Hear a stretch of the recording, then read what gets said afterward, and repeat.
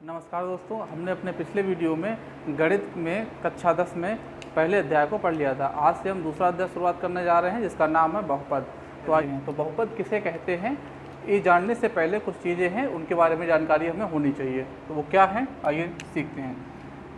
हमें जानकारी होनी चाहिए कि चर राशि कौन सी होती है, चर राशि और अचर राशियों के बारे में जानकारी होनी चाहिए। हालांकि ये हम लोग कक्षा 9 में पढ़ चुके हैं, फिर भी एक बार इसे हम रिवीजन कर लेते हैं। तो चर राशियाँ कौन सी होती हैं और अचर राशियाँ कौन सी होती हैं। चर राशियाँ वे राशियाँ होती हैं जिनके मान बदलते रहते हैं, जैसे x, y, z, p, q, r, इसी तरह से अन्य जितनी भी राशियाँ होंगी वो सभी चर राशियाँ होती हैं। अचर राशियाँ वे राशियाँ होती हैं जो कांस्टेंट होती हैं, जो स्थिर होती हैं, जैसे कि 1, 2, 3, 4, 5, इसी तरह से जितने भी रियल नंबर्स होंगे, जितनी भी वास्तविक संख्याएं होंगी वो सभी अचर राशियाँ होंगी।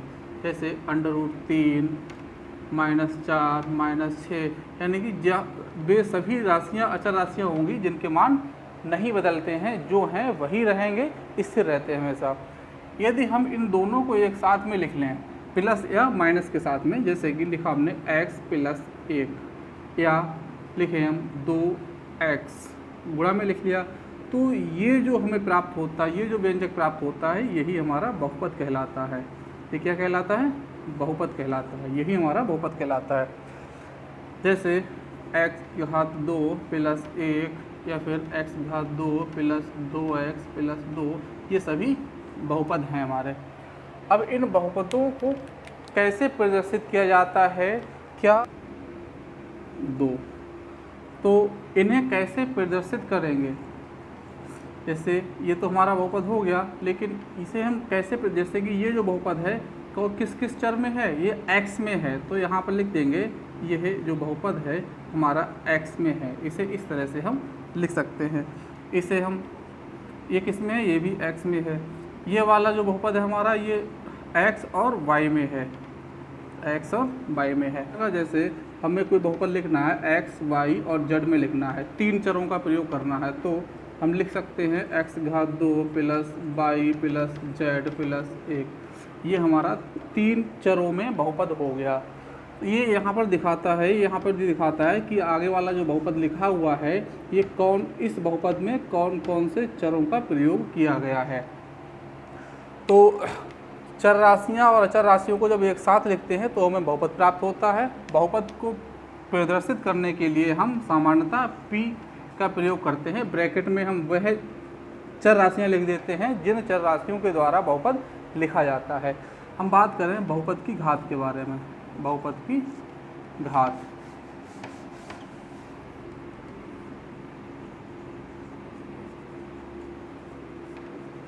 तो बहुपद की घात क्या होगी, हमेशा याद रखेंगे कि चर राशि की सबसे बड़ी घात, सबसे बड़ी घात बहुपद की घात कहलाएगी। जो चर राशि होगी उसमें जो सबसे बड़ी घात होगी वही बहुपद की घात कहलाएगी। एक शर्त है, जो ये घात है वह हमेशा पूर्ण संख्या होनी चाहिए। जो घात कैसी होनी चाहिए, पूर्ण संख्या होनी चाहिए। जैसे हम उदाहरण ले लेते हैं, जैसे हम बात करें x⁻2 + 1 में, इसमें इस बहुपद की घात कितनी है, तो चर राशि क्या है इसमें x की घात कितनी है 2, तो इस पूरे बहुपद की घात क्या कहलाएगी 2, इस बहुपद की घात 2 होगी। हम ले लें x⁻3 + x² + x + 1, तो इसमें बहुपद की घात कितनी हो जाएगी, तो चर राशि यहाँ पर क्या है x और इसकी अधिकतम घात कितनी है 3, तो इस बहुपद की घात भी 3 कहलाएगी। और x + 1, तो इसमें बहुपद की घात कितनी हो जाएगी, ये 3, यहाँ पर भी बहुपद की घात हो जाएगी। तो इस तरह से हम बता सकते हैं कि किसी बहुपद में घात कितनी है, किसी बहुपद की घात कितनी है। तो बहुपद की घात क्या होती है कि उस बहुपद में जो चर राशि होगी, उस चर राशि की सबसे बड़ी घात, और वो घात क्या होगी, पूर्ण संख्या के रूप में होगी। बहुपद को कैसे पहचानें कि ये बहुपद है या नहीं है, तो बहुपद की पहचान और सीख लेते हैं, इसके बाद हम आगे बढ़ते हैं। बहुपद की पहचान, जैसे हम यहाँ पर कुछ बहुपद लिख रहे हैं, हमने लिखा यहाँ पर -3 तो यहाँ पर हमें ये पहचानना है कि इन जितने भी ये व्यंजक लिखे हुए हैं, जितने भी ये बीजीय व्यंजक लिखे हैं, इन बीजीय व्यंजकों में कौन सा बहुपद है और कौन सा बहुपद नहीं है। याद रखना है कि बहुपद वही बीजीय व्यंजक होंगे जिनमें चर राशियों की घात जो है वो पूर्ण संख्या हो। जैसे यहाँ पर हम देखें तो यहाँ पर x की घात 2 है, ये एक पूर्ण संख्या है, इसका मतलब ये बहुपद है। यहाँ पर x की घात 1/2 है, इस वर्गमूल को हम x की घात 1/2 लिखते हैं, तो ये हमारी बहुपद नहीं है। क्यों? क्योंकि ये x की घात पूर्ण संख्या नहीं है। यहाँ पर x की घात कितनी है? 4 है, ये भी बहुपद है। यहाँ पर x की घात कितनी है? 1 है, तो ये भी बहुपद है। यहाँ पर x की घात कितनी है? x की घात है माइनस का 1/2, ये बटे का 1/2 है, जब ऊपर जाएगा तो माइनस का 1/2 हो जाएगा, और ये भी हमारा बहुपद नहीं है। यहाँ पर हम देखेंगे, यहाँ पर देखा हमने, यहाँ पर तो x है, लेकिन यहाँ पर 1/x घात -3 है नीचे। क्या है? x घात -3। ये x घात -3 जब अंश में जाएगा तो x घात +3 हो जाएगा, तो यहाँ पर भी बहुपद की घात कितनी है? 3, और ये भी आपका बहुपद है। एक और उदाहरण लेते हैं, जैसे x + 1/x लिखा हमने, तो क्या ये बहुपद है या नहीं है? तो ये कैसे चेक करेंगे? बहुपद चेक करने के लिए क्या करते हैं, जितने भी हर में राशियाँ होती हैं उन सबको अंश में ले आते हैं, चर राशियों को। जैसे कि यहाँ पर x है, तो ये हमारा x हो गया, प्लस x की घात 1, जब ऊपर जाएगा तो x की घात -1 हो जाएगी। तो यहाँ पर हमने देखा कि यहाँ पर x की घात कितनी है? -1 है। जब -1 है तो ये बहुपद नहीं है, क्योंकि -1 पूर्ण संख्या नहीं है, ये एक ऋणात्मक संख्या है। तो इस तरह से हम बहुपदों की पहचान कर सकते हैं। तो हम बात करते हैं बहुपद के प्रकार। बहुपद के प्रकार, तो बहुपद के प्रकार को हम कितने तरह से बांट सकते हैं? एक, चरों के आधार पर बांट सकते हैं, देख लेंगे, चर के आधार पर।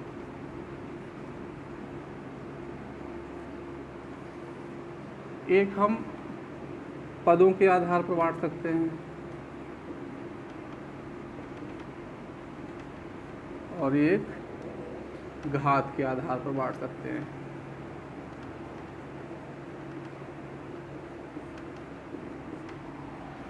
तो एक एक करके हम जानकारी लेंगे। जैसे चरों के आधार पर, जैसे हमने कोई बहुपद लिखा x की घात 2 + 1, तो इस बहुपद में कितने चरों का प्रयोग हो रहा है? एक चर का प्रयोग हो रहा है। तो इस आधार पर इसे हम बोल सकते हैं एक चरीय बहुपद, एक चरीय बहुपद। जैसे x की घात 2 + y² की घात 2 + xy, तो ये जो बहुपद है इसमें कितने चरों का प्रयोग हो रहा है? 2 चरों का प्रयोग हो रहा है। तो इसे हम लिख सकते हैं 2 चरीय बहुपद। इसी तरह से किसी भी बीजीय व्यंजक में, किसी भी बहुपद में जितने चरों का प्रयोग होगा उसे उतने चरों वाला बहुपद बोल दिया जाएगा। उसी तरह से हम देखते हैं पदों के आधार पर। जैसे कोई बहुपद लिखा आपने x, तो इसमें कितने पद हैं? तो इसमें एक पद है, तो इसे हम बोलेंगे एक पदीय बहुपद, एक पदीय बहुपद। एक पदीय बहुपद में कितने पद होते हैं? केवल एक पद होगा। जैसे x हो गया, x की घात 2 हो गया, 3 हो गया, 4 हो गया, ये सब एक पदीय बहुपद होंगे। नंबर 2, द्विपदीय बहुपद।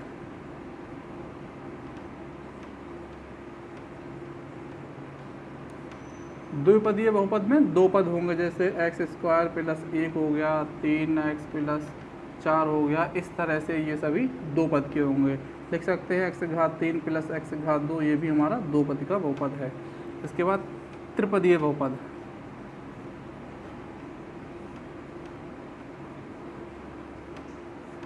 त्रिपदीय बहुपद में कितने पद होंगे? 3 पद होंगे। ये कुछ इस प्रकार का होता है, हम कोई भी चर ले लें, जैसे 3x की घात 2 + 2x + 1, इस तरह का होता है। हमें कुल पद कितने हों? 3 पद हों। यदि 3 पद हैं तो उसे त्रिपदीय बहुपद बोल सकते हैं। आगे चतुर्पदीय बहुपद जितने पद होंगे उसके आधार पर बहुपद के का प्रकार हो जाएगा घात के आधार पर। नंबर 1 रैखिक बहुपद। रैखिक बहुपद इसे हम एक घातीय बहुपद भी बोलते हैं, यानी कि ऐसा बहुपद जिसमें अधिकतम घात कितनी होती है, एक होती है, एक घातीय बहुपद भी कह सकते हैं। ये किस प्रकार का होता है, यह होता है ax प्लस बी प्रकार का, ax प्लस बी प्रकार। जैसे हम लिख सकते हैं 3x प्लस 2 या इसी तरह से अन्य बहुपद होंगे। नंबर 2 द्विघात बहुपद। द्विघात बहुपद कौन सा होता है, जिसमें जिस बहुपद की घात अधिकतम कितनी होती है, 2 होती है। ये होता है ax घात 2 प्लस bx प्लस c प्रकार का। नंबर 3 त्रिघात बहुपद।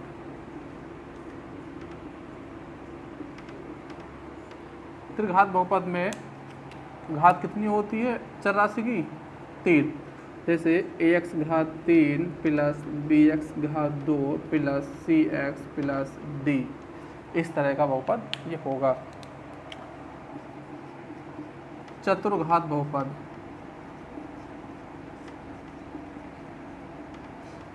इसी तरह से जितनी घातें आगे बढ़ती जाएंगी चर की, वह उतनी घात का बहुपद कहलाएगा। इसका भी प्रकार लिख लो, ax घात 4 प्लस bx घात 3 प्लस cx घात 2 प्लस dx प्लस e, इस प्रकार का ये बहुपद होगा। दो बहुत महत्वपूर्ण बहुपद हैं जिनका नाम है, पहला है अचर बहुपद। अचर बहुपद, अचर बहुपद में चर की घात शून्य होती है। क्या होती है, शून्य होती है। जैसे हमने लिखा यहाँ पर 3x घात 0, या फिर इसे लिख दे हम 3, बात एक ही है, तो ये अचर बहुपद कहलाएगा, क्योंकि यहाँ पर इसकी घात कितनी है, शून्य है। तो या कह सकते हैं जितने भी कांस्टेंट होते हैं, जितने भी अचर होते हैं, वह सभी अचर बहुपद कहलाते हैं। जैसे 2 हो गया, 3 हो गया, √3 हो गया, 4 हो गया, 5, इस तरह से जितने भी हमारे पास अचर हैं वो सभी अचर बहुपद कहलाएंगे। नंबर 2 बहुपद, शून्य बहुपद। अब शून्य बहुपद कौन सा होता है, शून्य बहुपद शून्य को ही शून्य बहुपद बोलते हैं। याद रखेंगे कि शून्य बहुपद की घात जो होती है वह डिफाइन नहीं होती है, शून्य बहुपद की घात परिभाषित नहीं होती है। तो कह सकते हैं कि शून्य बहुपद की कोई भी घात नहीं होती है, कोई घात नहीं होती है। एक बार रिवीजन कर लेंगे तो बहुपद के प्रकारों को 3 आधार पर बांट सकते हैं, चर के आधार पर, पदों के आधार पर, घात के आधार पर। चर के आधार पर जिस बहुपद में जितने चर का प्रयोग होगा वह उतने ही चर वाला बहुपद कहलाएगा। पदों के आधार पर जिस बहुपद में जितने पद होंगे वह उतने ही पद का बहुपद कहलाएगा। घात के आधार पर रैखिक बहुपद, रैखिक बहुपद को ही हम एक घातीय बहुपद कहते हैं, यानी कि ऐसा बहुपद जिसमें चर राशि की घात 1 हो। द्विघात बहुपद में चर राशि की घात 2 हो, त्रिघात बहुपद में चर राशि की घात 3 हो, चतुर्घात बहुपद में चर राशि की घात 4 हो। और सबसे महत्वपूर्ण बहुपद हो गया अचर बहुपद, जिसमें चर की घात शून्य होती है। जितने भी अचर होते हैं वह सभी ही अचर बहुपद कहलाते हैं। शून्य बहुपद वह बहुपद होता है जिसमें चर की कोई भी घात नहीं होती है, केवल शून्य को ही हम शून्य बहुपद कहते हैं। दिए गए बिंदु पर बहुपद का मान कैसे निकाला जाए, जैसे इसमें क्या होगा, कोई बहुपद दे दिया जाएगा। जैसे हमने कोई बहुपद मान लिया, एक बहुपद है हमारे पास px बराबर x घात 2 प्लस 2x प्लस 3।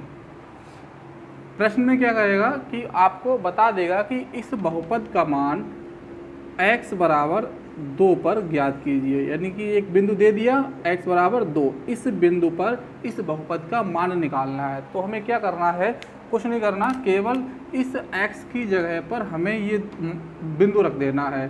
तो यहाँ पर हम x की जगह पर रखेंगे तो P2 x घात 2 यानी कि 2 की घात 2, 2 गुणा 2 प्लस 3, तो ये 4 हो गया, ये 4 हो गया, ये 3, 4 4 8, 10 1 11। यही हमारा दिए गए बिंदु पर बहुपद का मान हो गया। एक और उदाहरण ले लेते हैं। हमने एक बहुपद ले लिया x घात 3 minus 2x plus x plus 4। x बराबर 3 पर इसका मान निकालना है, तो x की जगह पे कितना रखना है, हमें 3 रखना है। तो x के 3 रखेंगे, 3 की घात 3 हो जाएगा, 2 गुणा 3 हो जाएगा, प्लस 3 प्लस 4। तो 3 घात 3 का मतलब हो गया 3 की 3 बार गुणा 27 माइनस 6 प्लस 3 प्लस 4। तो 27 21 प्लस 3 प्लस 4, तो ये हो गया 4 3 7 और ये 28। यही हमारा इस दिए हुए बिंदु पर इस बहुपद का मान हो गया। तो जब भी कोई बिंदु दिया होगा, किसी बहुपद का मान पूछा जाएगा, तो वह बिंदु उठाकर उस बहुपद में हम रख देंगे। बात करते हैं बहुपद के शून्य क्या होते हैं। तो बहुपद के शून्य क्या होते हैं? वास्तव में बहुपद के शून्य बहुपद के वे मान होते हैं जिससे वह बहुपद संतुष्ट हो जाता है। जैसे हमारे पास एक बहुपद है x घात 2 माइनस 1, इसका हमें शून्यक निकालना है। शून्य का मतलब है कि जो चर प्रयोग हुआ है उस चर का कितना मान होगा, वह उस बहुपद का शून्य कहलाएगा।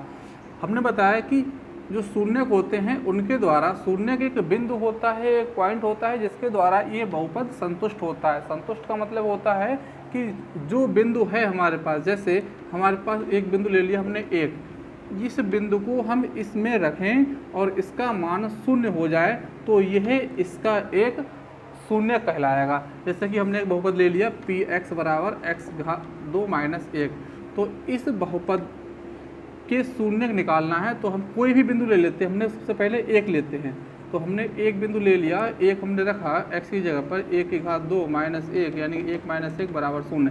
तो हमें p1 क्या प्राप्त हो गया? 0 प्राप्त हो गया। इसका मतलब क्या हुआ? ये जो 1 है, x बराबर जो 1 है, यह एक बहुपद का शून्यक है। इस बहुपद का एक शून्यक हो जाएगा। ये प्लस 1 ये 1 रखा, अब हम माइनस 1 रख के देखते हैं। जैसे हमने अब रख लिया -1, तो -1 जब आप रखेंगे तो -1 की घात 2 -1, तो ये भी 1 - 1 बराबर 0 प्राप्त हो गया। इसका मतलब इस बहुपद के शून्य कितने प्राप्त हो गए? हमें 2 प्राप्त हुए। कौन सा?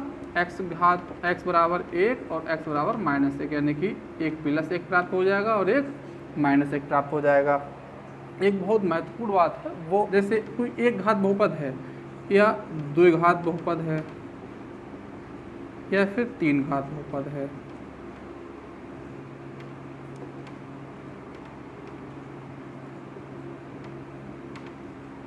याद रखेंगे कि जो बहुपद जितनी घात का होगा उसके उतने ही शून्यक अधिकतम होंगे। जैसे कि ये 1 घात का बहुपद है तो एक शून्यक, 2 घात का बहुपद है तो 2 शून्यक अधिकतम प्राप्त होंगे, 3 घात का बहुपद है तो इसमें 3 शून्यक प्राप्त होंगे। शून्य का मतलब होता है वैल्यू, मान या रूट भी कहते हैं इसे। सीधे शब्दों में कहें तो यदि कोई बहुपद हमें px दे रखा है, एक बहुपद हमें px बराबर ये दे रखा है, यदि इस बहुपद का किसी भी बिंदु अल्फा पर, कोई भी बिंदु मान लें, अल्फा बीटा गामा कुछ मान लें, किसी भी बिंदु अल्फा पर इस बहुपद का मान जो है वो 0 प्राप्त हो जाए। क्या प्राप्त हो जाए? 0 प्राप्त हो जाए, तो ये अल्फा इस बहुपद का शून्य कहलाएगा। तो ये अल्फा इस बहुपद का शून्य कहलाएगा। अब हम सीखते हैं कि बहुपद के जो शून्यक हैं उनका ज्यामितीय अर्थ क्या होता है। तो बहुपद के शून्यकों का ज्यामितीय अर्थ से मतलब ये होता है कि जिस प्रकार का बहुपद है, यदि उस बहुपद से एक ग्राफ खींचा जाए तो उस ग्राफ पर वह बहुपद x अक्ष को कितने बिंदुओं पर काटेगा। जिन जिन बिंदुओं पर वह बहुपद x अक्ष को काटेगा वही बिंदु जो होंगे उसके शून्य कहलाएंगे। जैसे हमारे पास सबसे पहले बात करते हैं रैखिक बहुपद की। तो रैखिक बहुपद ax + b होता है। हाँ, जब इसका ग्राफ खींचा जाएगा तो कुछ इस तरह से प्राप्त होगा और ये x अक्ष को यहाँ पर विभाजित करेगी, ये -b/a बिंदु होगा। तो यहाँ पर रैखिक बहुपद जो होता है इसमें मूल हमेशा कितना प्राप्त होंगे? एक मूल प्राप्त होगा या एक शून्यक इसका प्राप्त होगा। अब बात करते हैं द्विघात बहुपद की। तो द्विघात बहुपद हमारे पास ax घात 2 प्लस bx प्लस c होता है। यहाँ पर जो ग्राफ हमें प्राप्त होता है ये सीधे यू आकार का प्राप्त होगा या फिर उल्टे यू आकार का प्राप्त होगा। यह जो ग्राफ होता है इसे हम परवलय बोलते हैं। जब सीधा यू का प्राप्त होगा जब a है हमारा, ये जो गुणांक है एक्स स्क्वायर का गुणांक जो है वो 0 से बड़ा होगा, और उल्टा यू का प्राप्त होगा जब a की वैल्यू 0 से कम होगी। तो ये दोनों बातें हैं, ये याद रखेंगे कि द्विघात समीकरण के जो अगर इसे ज्यामितीय रूप में लिखेंगे, ज्यामितीय रूप में बनाएंगे, तो a की वैल्यू 0 से बड़ी होने पर ये प्राप्त होगा और 0 से कम होने पर इस तरह से हमें ग्राफ प्राप्त होगा। तो पहली स्थिति में देखते हैं, यदि यह जो ग्राफ है, इस बहुपद का जो ग्राफ है x अक्ष के 2 बिंदुओं पर काट रहा है, 2 बिंदुओं पर इसे 2 बार विभाजित कर रहा है, तो इस स्थिति में इस बहुपद के 2 शून्यक हो जाएंगे। एक ये दोनों शून्यक इस स्थिति में हो जाएंगे। ये a की वैल्यू 0 से बड़ी है, यहाँ पर a की वैल्यू 0 से कम है। यहाँ पर क्या होगा कि यदि दूसरी स्थिति में यह जो बहुपद है इसे अगर ग्राफ बनाया जाए तो यह जो बिंदु है यहाँ पर चूँकि संपाती हो जाएगा, 2 बिंदु पर विभाजित करेगा। ये दोनों बिंदु कैसे हैं? संपाती हैं। संपाती होने से एक ही बिंदु पर x अक्ष को विभाजित करेगा और यहाँ पर भी x अक्ष को एक ही बिंदु पर विभाजित करेगा। ऐसी स्थिति में यहाँ पर इस बहुपद का शून्य कितने हो जाएंगे? 1 हो जाएगा। और तीसरी स्थिति में ये जो स्थिति है, यहाँ पर ये जो बहुपद है इसका ग्राफ x अक्ष को विभाजित नहीं कर रहा है, x अक्ष को बिल्कुल भी नहीं प्रतिच्छेद कर रहा है। इसका मतलब यहाँ पर शून्य की संख्या कितनी हो जाएगी? 0 हो जाएगी। तो हमने देखा कि यहाँ पर द्विघात बहुपद जो है, इस द्विघात बहुपद का अगर ज्यामितीय निरूपण करते हैं तो 3 स्थितियाँ प्राप्त होती हैं। पहली स्थिति में 2 शून्यक मिलते हैं, दूसरी स्थिति में 1 और तीसरी स्थिति में कोई भी शून्यक नहीं मिलता है। तो हम कह सकते हैं कि जो द्विघात समीकरण है उसमें अधिकतम शून्यकों की संख्या कितनी होगी? 2 होगी। 1 भी प्राप्त हो सकता है और शून्य भी प्राप्त हो सकता है। त्रिघात बहुपद, त्रिघात बहुपद जो कि ax घात 3 प्लस bx घात 2 प्लस cx प्लस d प्रकार का होता है, इसका अगर हम ग्राफ बनाएं तो ये x अक्ष को कितनी बार विभाजित करेगा? क्योंकि यहाँ पर 3 है तो 3 बार विभाजित करेगा। 1 2 3, 1 2 3, तो ये कितने शून्यक हो जाएंगे? इसके अधिकतम 3 शून्यक प्राप्त होंगे। 2 भी प्राप्त हो सकते हैं, 1 भी प्राप्त हो सकता है और 0 शून्यक भी प्राप्त हो सकता है। तो दोस्तों आज हमने बहुपद किसे कहते हैं, बहुपद के प्रकार, बहुपद की घात कितनी होती है और बहुपद के शून्य किसी दिए हुए बिंदु पर बहुपद का जो मान है वो किस तरह से निकालते हैं एवं बहुपद के शून्यकों का ज्यामितीय अर्थ, ये सब सीखा। तो इसके आगे एक प्रश्नावली है 2.1, इससे संबंधित कुछ प्रश्न है उसमें, उसे हल कर लेते हैं। तो मेरे हाथ में किताब है और जो प्रश्न है वो आपके स्क्रीन पर आता रहेगा, उसे आप देखेंगे ध्यान से।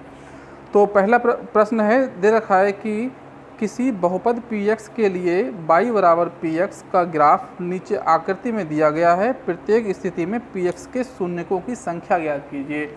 नीचे कुछ स्थितियां दे रखी हैं और इन स्थितियों में शून्यकों की संख्या हमें बतानी है। तो पहली स्थिति जो है वो आपके दिख रही होगी आपके स्क्रीन पर। तो पहली स्थिति में हमने x और y जो एक्सेस बनी हुई हैं, कुछ इस तरह से बनी हुई हैं, ये x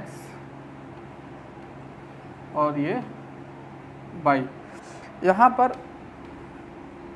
इस तरह से ये रेखा बनी हुई है। तो हमने देखा कि ये जो रेखा है, यह रेखा x अक्ष को कहीं पर भी नहीं विभाजित कर रही, कहीं पर भी नहीं काट रही है।